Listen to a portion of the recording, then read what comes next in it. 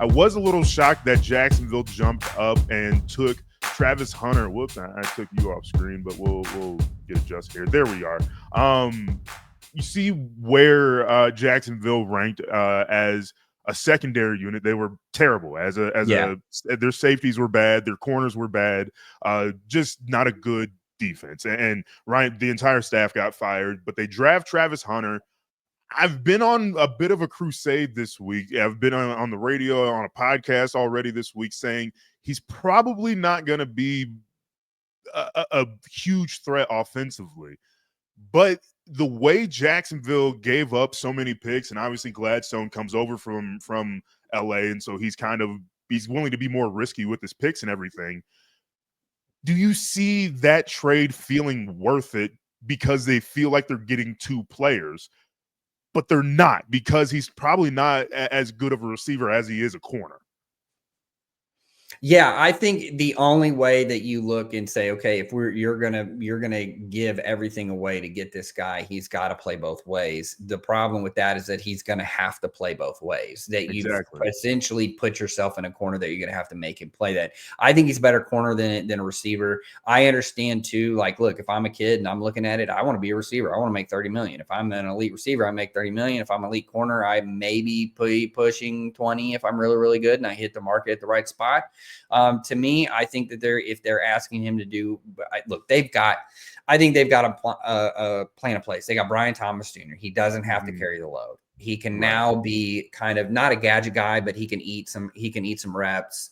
I think you keep him in the slot so he's not necessarily getting pressed all the time where guys are going to take shots at him. He can run some of these crossing routes. I think again they have Tyson Campbell, who they paid big money to have. I think he'll be fine. And then he can play opposite that. And they have a guy that's young that I think that they like. But it's so weird now because it's a new system essentially. The guy's kind of he's a Flores guy. Right. So you don't know, is it like Vikings Flores or is it going to be like Miami Flores where they were playing a lot of cover zero? They're playing a lot of man. They were going after it. We saw what that looked like in Jacksonville last year, and it just really did not work. I mean, they had Jerrion Jones was the other guy, only team in the NFL last year that pressed over 50% of the time, and it was abysmal. So it'll be very interesting. Tyson Campbell really hasn't ever lived up to it, but he had that big year like 2 or 3 years ago.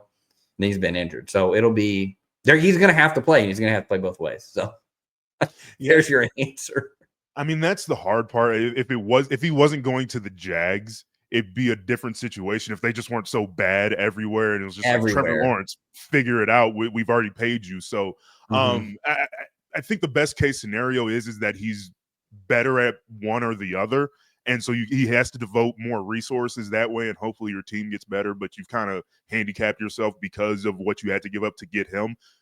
Therefore, your point is true. So he has to play both ways. And so you've backed yourself into a corner of hopefully we don't have to use this guy on both sides as effectively or immensely as we might have to. Right. You're going to have to because you're the Jags. So that's what's so frustrating about team building in the NFL sometimes. But that's just 20 years of ineptitude with the Jags. So